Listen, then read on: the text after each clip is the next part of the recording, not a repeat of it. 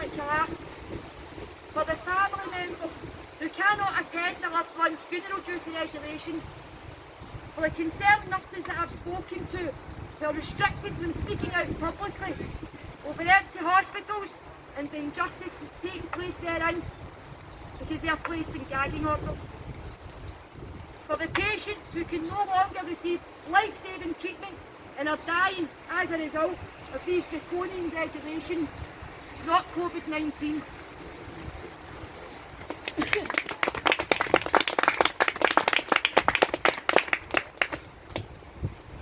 And we stand here today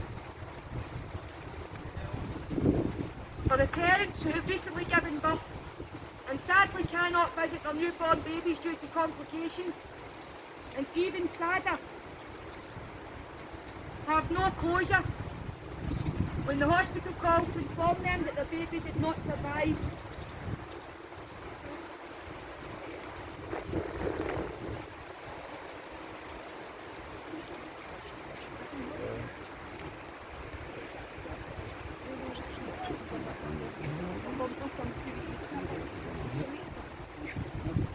And for the elderly in care homes where we see the majority of COVID-related deaths.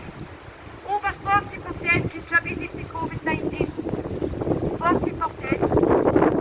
But this is not surprising. As we know, the end-of-life care plans and DNRs are on the increase. We also stand here today for members of the forces who know, and they know, that they will be put in a position to carry out absurd orders under the coronavirus legislation, one of which will be the forceful removal of children from homes if the parent or caregiver is even suspected of having COVID-19. Coronavirus legislation, where do we start? Just where do we begin? While we're in lockdown, coronavirus legislations are being rushed through Parliament. Legislation that Bill Gates himself is saying, yes, Bill the medical professional, who expects us to line up like sheep to the slaughter for his mandatory vaccinations. I think we'll start there. You might want to know that on the 27th of April, the government passed legislation under the Control of Disease Act 1984, making it compulsory to be vaccinated for COVID-19. Failure to comply could potentially involve police with severe sanctions. And I have spoken to officers who are concerned over this. They have families too. Now, if we allow these regulations to go ahead without opposition, they will have a choice to make. Following orders without question, or saying, Constable, Sergeant, fellow officer, this doesn't sit right with me, and it doesn't pass the sniff test. And when it doesn't pass the sniff test, it's time to check your moral compass and see where it sits. With kidnap, tyranny and genocide, or with their fellow countrymen, women and children. Let's not forget, this affects all of us, and they do have families too. So do not be disheartened, without fear or favour. Former Justice Lord Sumption, who's also been extremely vocal, recently stating the government have no real purpose in continuing this lockdown, other than to spare themselves from public criticism. But the real mark, the true mark of a statesman, is that you are prepared to stand up for your national interests and not simply run away from public opinion, especially when you've created that public opinion yourself by frightening the living daylights out of people, trying to convince them it's a much more virulent epidemic than it actually is. The UK government, as of the 19th of March, changed the status of COVID-19. It's no longer considered to be highly infectious disease. This is on their website. The UK government are also facing legal challenges due to lockdown by a UK businessman, Simon Bowen, and Sweden's top disease expert said COVID-19 lockdowns are not based on science. Coronavirus, is it? Is it just a coincidence that this so-called virus is named after an electrical discharge? Because a corona is is indeed an electrical discharge, i.e. from a 5G transmitter.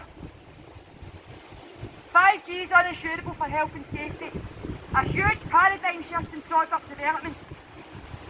Both Lloyds of London and Swiss Re deemed it unsafe to insure, as they know it's dangerous.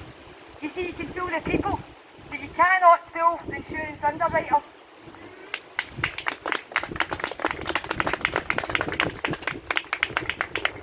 Another question we have to ask: why, in the midst of this so-called pandemic,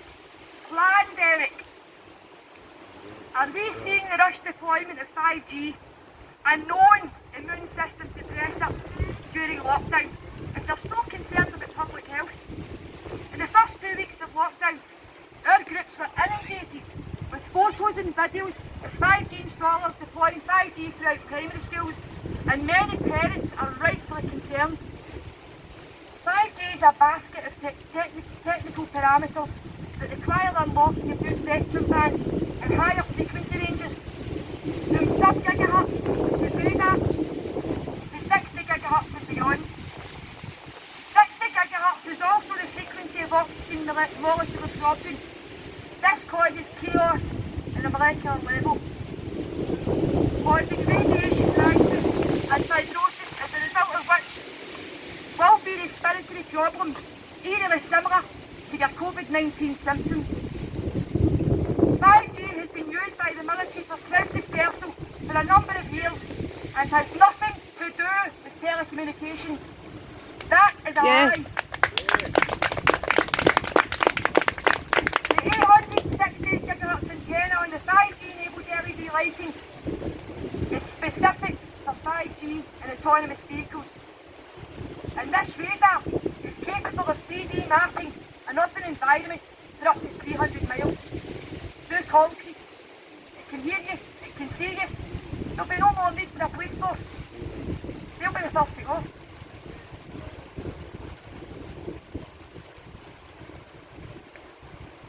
AMA, the American Medical Association, ANIS and PHE, Public Health England, have all warned that the LED lights, blue phosphor-coated, pulse-modulated 5G LED streetlights, are a Class 2 carcinogen. No, they're not. They're a Class 1.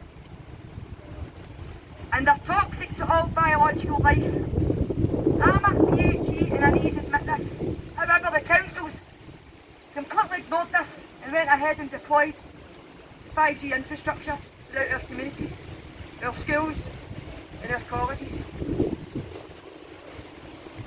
We have a number of experts speaking out about the 5G COVID-19 link.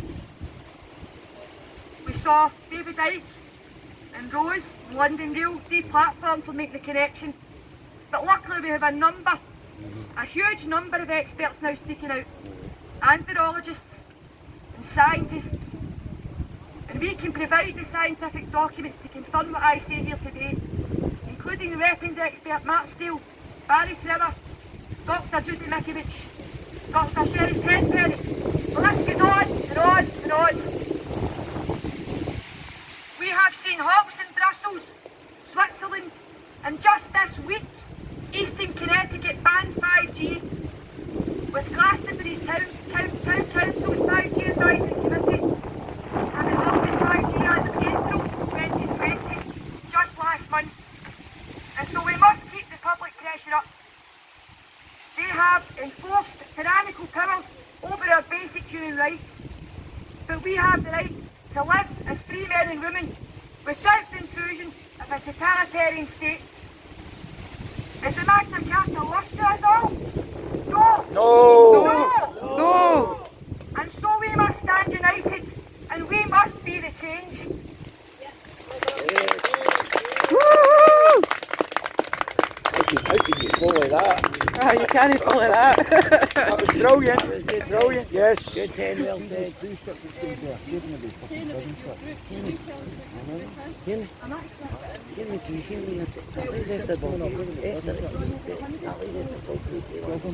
They want to jail him. Oh, aye, there's one. Aye, Ali. Italian Ali's government. after him. I'm going to try it, I know. Give that man the mic. I've got one here. The whole idea was that we'd all talk to each other.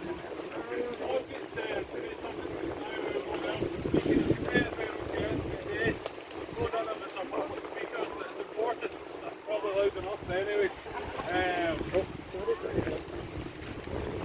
it was interesting to hear what Nicola Sturgeon was saying, and the biggest thing was that she was following the World Health Organisation's directives. Now, I thought that this was meant to be a democracy and that our country would be getting steered by democratic means, but instead we are taking the directions of the World Health Organisation, which is 11% owned by one person, or not owned, funded should I say. And there's another over 50% that are funded by other pharmaceutical companies. Now that is private interests, there's no way that that's democratic. So basically Scotland is currently being ruled with laws and directives that are destroying business, destroying health and destroying our lifestyle. Now we've got to do something about this, and I'm glad that we're all here today to do that. What else was I going to say about all that stuff? Oh yeah, Bill Gates. So I never realised till quite recently that Bill Gates is the biggest producer of vaccines in the world. And although he was stopped from using his vaccines that contained mercury in America because it was killing so many people, he's still allowed to do that in Africa. And currently his vaccines are issued to all the children in Africa with amounts of mercury in it that were banned in America. Now, this is the guy who's probably going to be providing our vaccines. The other thing that Karen touched on, we have the NHS, we have the police officers, all these guys, you know, they all got into this because they want to serve. And this isn't going to get better now, this is only going to get worse, and they are going to be asked to do things in the future which is going to jar with them. And I just hope that as things go forward, people really start listening to that voice. We've all listened to what's brought us here in the rain today. Thank you all for coming. It's great to be part of this, because I'm not going to be part of the destruction of the world and the people as we know it. Thank you. Just a word, some of them are quite concerned about the 2 ships that are coming to the transfer stop. 3 of them are getting built there, and another 12 in the River Clyde. We strongly suspect that these ships are going to be COVID-19 prison ships. Say that again, please. Oh, really? For folk like us? The 3 cruise ships are coming to the 10th dock very shortly, and the 12 cruise ships that are going to be berthed in the River Clyde may be COVID-19 prison ships or something to do with COVID-19. I'll keep my eye on it.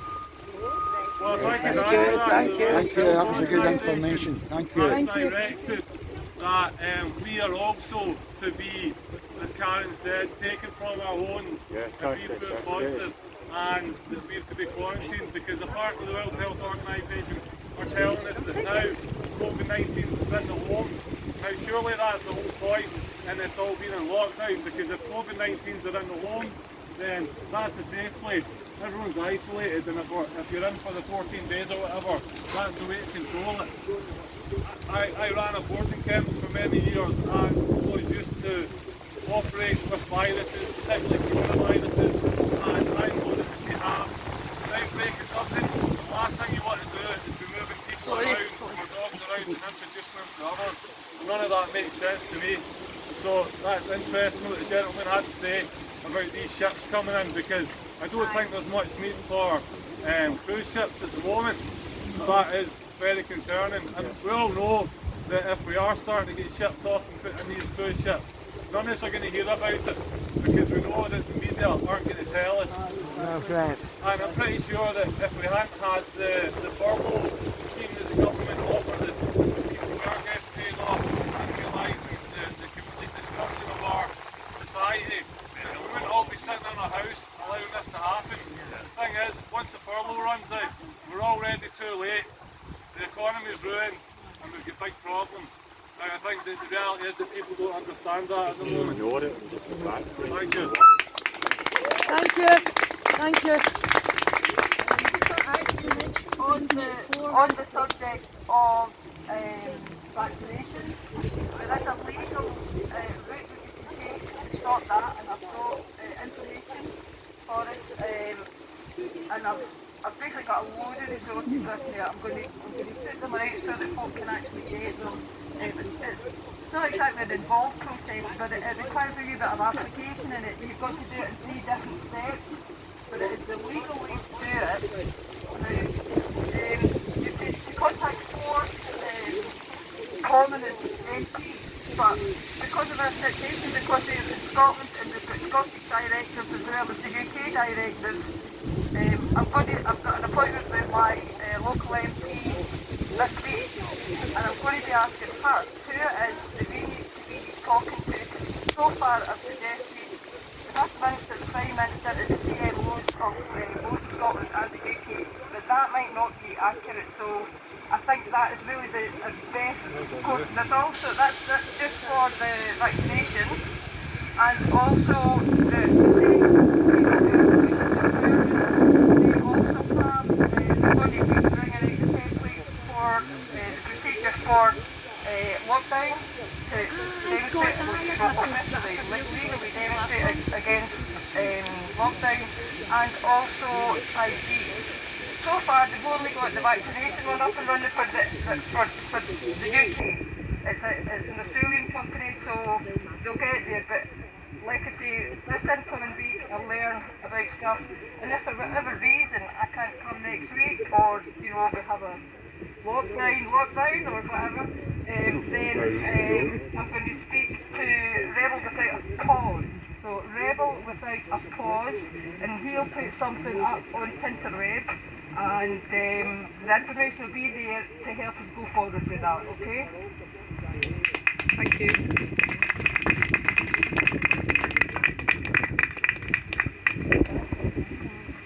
Hello. I'd like to bring it to your attention as well that I'm looking at this bill during the week. It was on social media and it was posted by a blogger called Hev123. That's HEV123. This is very important. It's regarding the 1956 Health Bill, which is clearly printed and it's clearly stated on this document. This is a parent document to any document that supersedes that. That's to say, any legislation or anything like that, and I believe the legislation for this lockdown hasn't even through the judicial parliamentary process. It's been rushed through because it is indeed in conflict with the 1956 Parent Health Bill of any sort.